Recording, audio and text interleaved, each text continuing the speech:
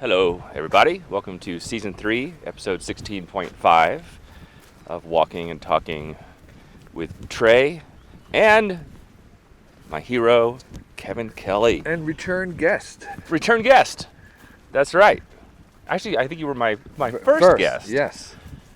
So now he's a second. I was going to go through all of the other guests again. Where are we today, Kevin? We are in Yellowstone National Park. We're in a place actually called Slough Creek, which is over there. This is probably one of, it is the most remote place I've ever been in the U.S. And it is a valley where there's not a single sign of human habitation. No power lines.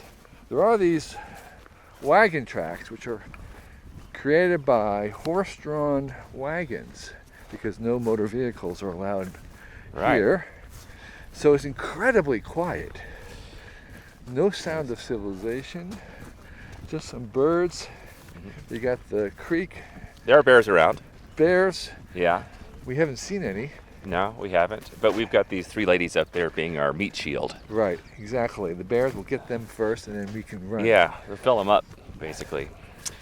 And so we're at Yellowstone National Park, walking along, and in this complete absence of technology, let's talk about technology. Yeah, let's talk about the Mirrorworld. This is your concept. Did you come up with this word? Mirrorworld? I did not. Okay.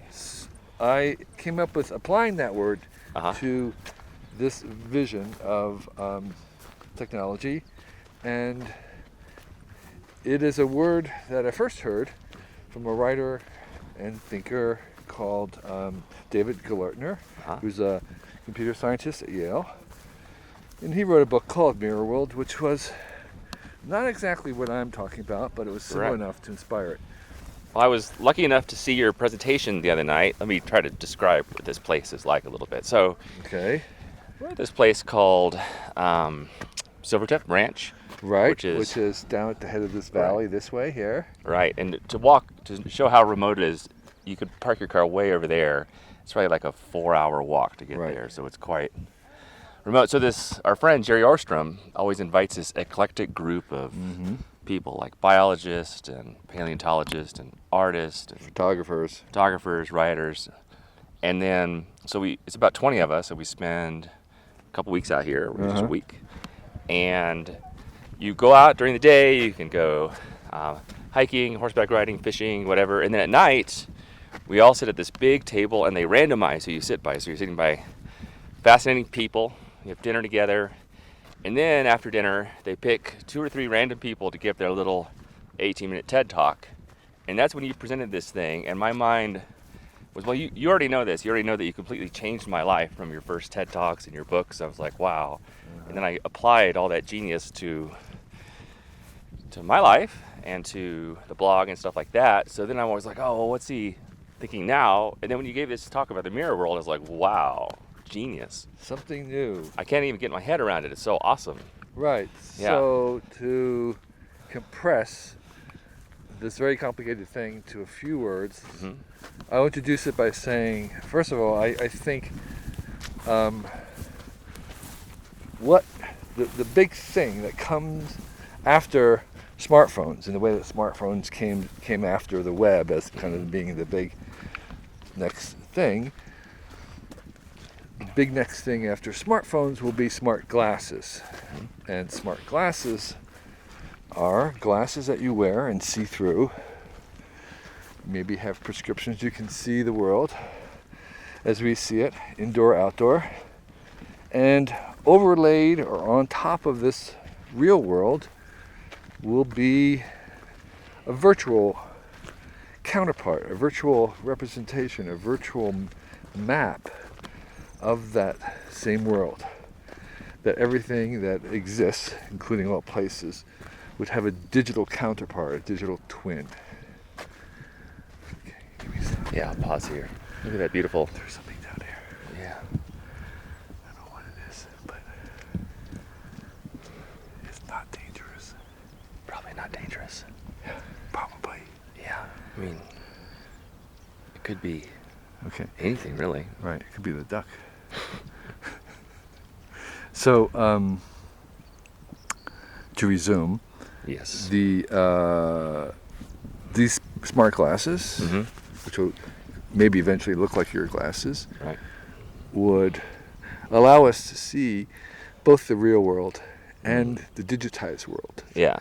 at the same time, and you could dial up, flicker through, scroll to the degrees that you want to see either. But it would also allow us to, like right at this moment, if we wanted to, teleport a telepresent, another figure could be right here. We would see that person, or maybe there's some apparition that we wanted to make as a game, or even, let's say, to we could put on some identification on these flowers. We could have labels on them. We could ask it also to do the things that we want to do with the phone now. Is we could say just identify that flower. So it doesn't always require overlaying the virtual. It can just take advantage of the fact that it has recognition, image recognition, audio recognition. So it's the thing that you want to have in your mind is that it's a convergence of the real world and the digital world together. Right. That they aren't separate. Right. It isn't like we're going to go online. We're in cyberspace, and then there's a real world. No, Right. This is the confluence of those two things. Right. And so there's many varieties of how they might meet, but the idea is that the two are matched and melded together. Right. So I know it sounds kind of, well, I don't think it's dystopian. I think it sounds awesome to walk around and be able to see this information. And I think some people choose not to do it. But if you choose not to have these AR glasses and see all this extra information, you have less information than everybody else. And True. not that everyone needs to have maximum information flow all the time, but it yeah. makes the world so much more interesting, I think. Right. So that's one view when you take into account, or if you keep in mind, the idea of information. But one of the important things about this world is that it's not going to be the extension of the Internet of Information, that there's a new currency that is created by this technology, and that is the currency of experiences. Experiences become kind of the basic building block unit, and it works on the fact that just as there's illusion created in our brains through the technology of cinema, where you show a sequence of still images, you can persuade the brain that something has moved when nothing has moved. And this new technology is able to persuade the brain of presence and immersion, to convince you that something is really there, even though you know that it can't be there, even though it may look like a cartoon, but that cartoon really feels like it's there. And so that, when you take off these glasses, you recollect not having seen something, but having experienced things. And so this is a world that people will use, not because they're getting extra information, but because they're getting new and unique experiences, because they're getting experiences that are incredibly social and compelling. And it's the experiences rather than the information that I think will drive this new technology. Right, and I guess the experiences, like right now, our experiences are like you go home and watch Netflix on a couch, and that's not really that great of an experience. But these will be with you all the time, and they'll be interactive and good storytelling. Sure. So this technology right here that you're now participating with us in is sort of one very crude gesture in this direction of trying to make it feel more immersive, and so that you, in some ways, would be able to share this experience that we have right now, being in this meadow with the fire-torn timber, the regrowth of these amazing flowers, and the fresh air and stuff. You know, won't be exactly the same, but it'll be a lot more than you'd get from a still image. Right.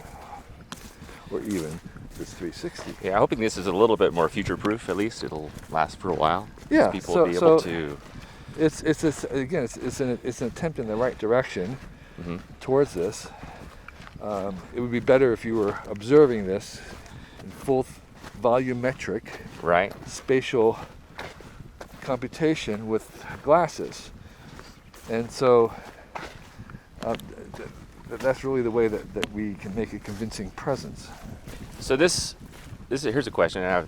This is an interesting idea. So this is recording a movie, right? Right.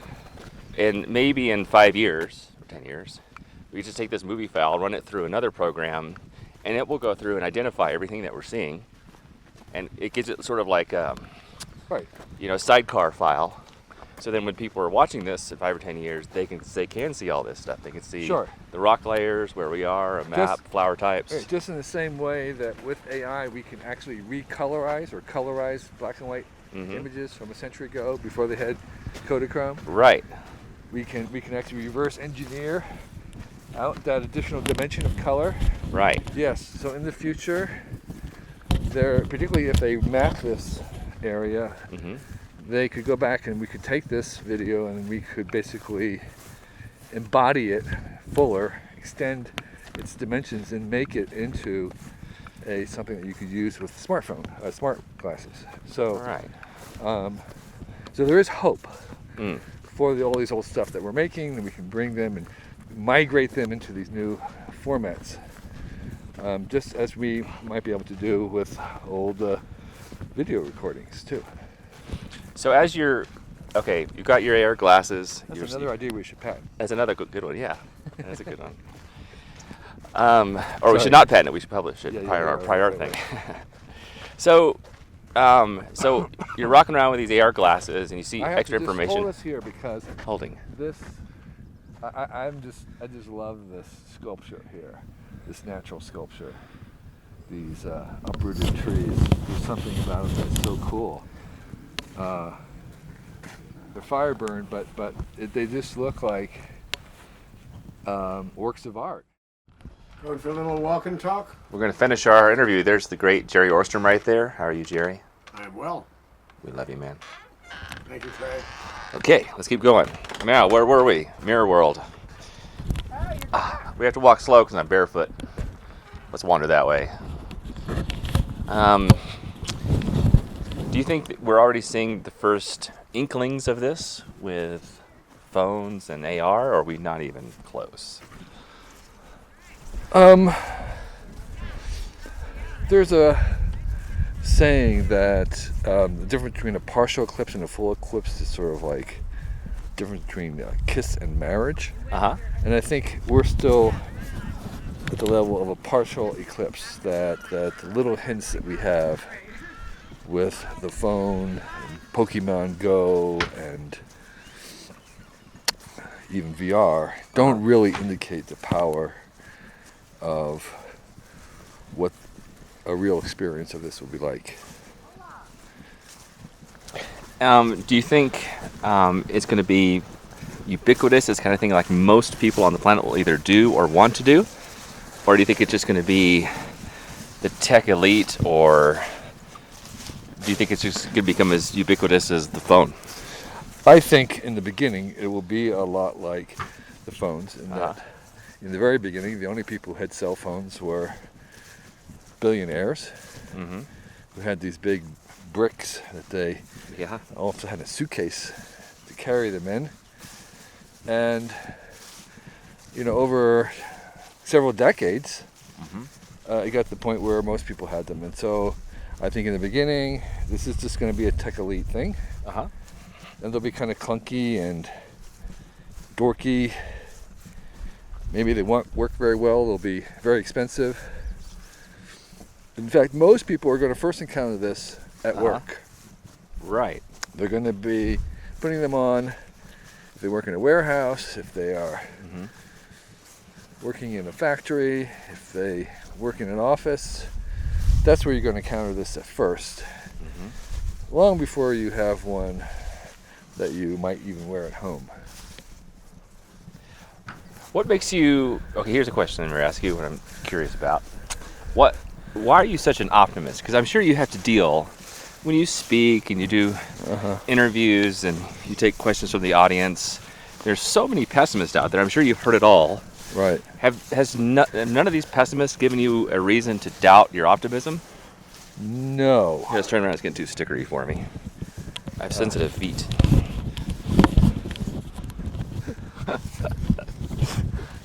This is virtual pain. Yeah, It's all in your head.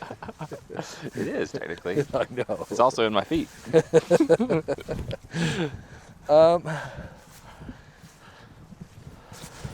No, it doesn't, because the pessimists generally forget a couple things. Mm-hmm. They generally have no idea about history. Mm. They don't realize how bad things were before. They don't realize how far we've come. They're comparing it to, I don't know, maybe the last 5 minutes instead of to the last 500 years, the last 5,000 years. And they would know that generally every technology has problems, every new technology has new problems.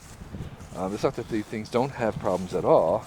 And I will be first, we can talk about the problems it may bring, but the advantages generally will outweigh the disadvantages, the problems, and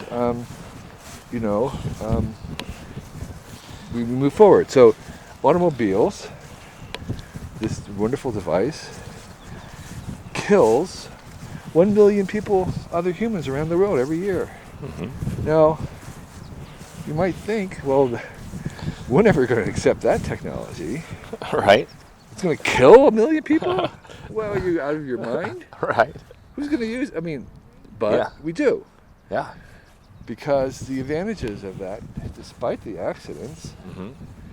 is so strong, that it's so good that we use them.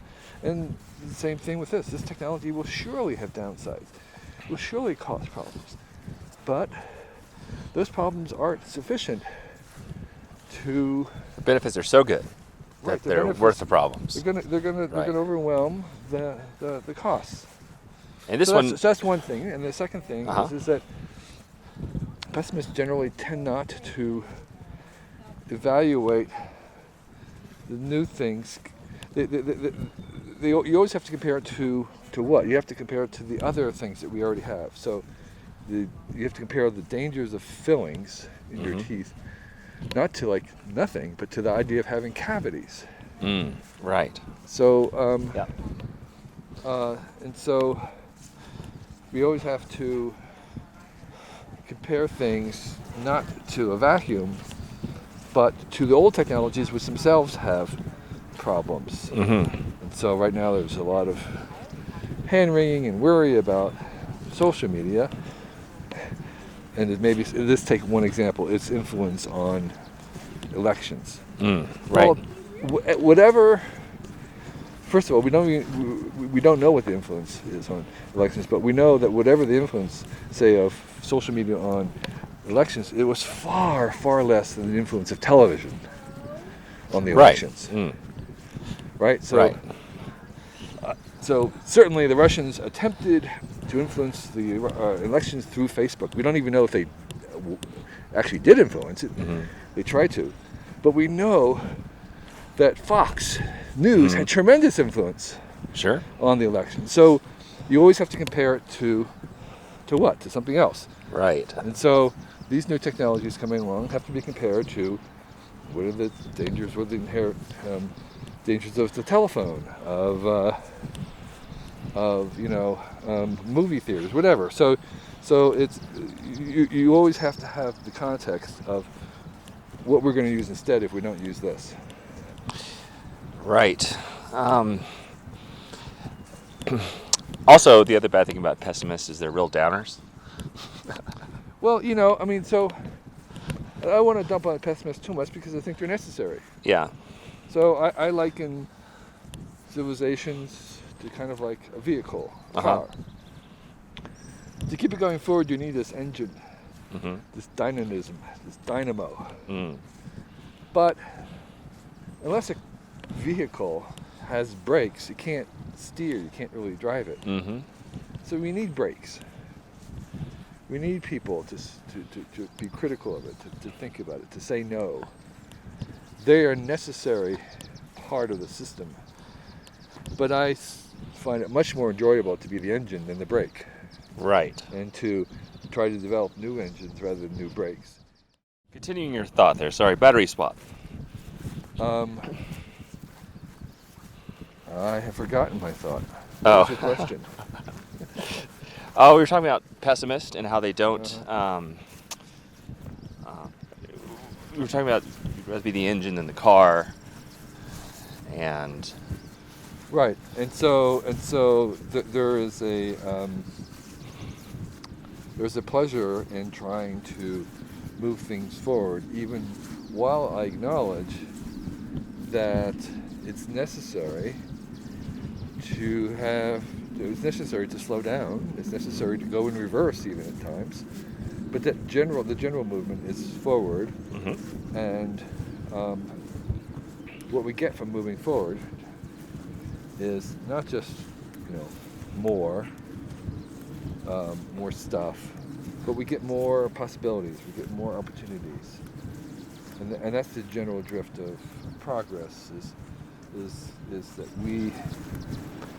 it's sort of like the price of having increased possibilities and opportunities is to have more stuff. More stuff is not the goal, it's just the gasoline and the fuel that gets us there. right. So I'll end with this question. I think a lot of these, maybe not pessimists, but just people in the middle, they're worried that all this tech will make us less human. Maybe it will erode the culture away. Or do you think it might go the other way and make us even more human, more communicative, and have more meaningful connections? I'm of the latter persuasion that these technologies like AI and like this augmented reality, this mirror world, will in many ways make us better humans. And by that I mean that that more people, born and unborn, will have the opportunity to find and discover their talents and to share them widely with others, and that more and more people will have longer times to do that. They will live longer, they have more leisure, more varieties of people will do that.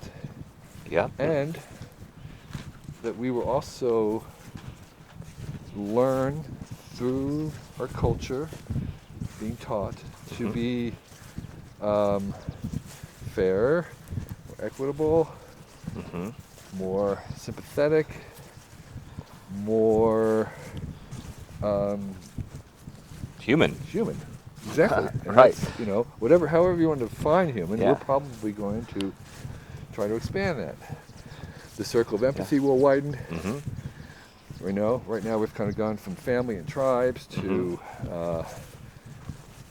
entire nations. Now we're kind of expanding it from human species into other animal species, and eventually go into synthetic artificial consciousnesses, and that's all good. So I think that these technologies will make us better humans. I agree. And I know just through technology, I got to meet you, and you have made me a better human. Just by being around you, man. Thank you. You have made me better technology. Oh, okay, let's have a hug. Okay. Thank you, Kevin. All right, now it's nap time. I did my nap. Nap attack? Oh, you did? I'm going to go have my nap then. I'm going to go in the hammock.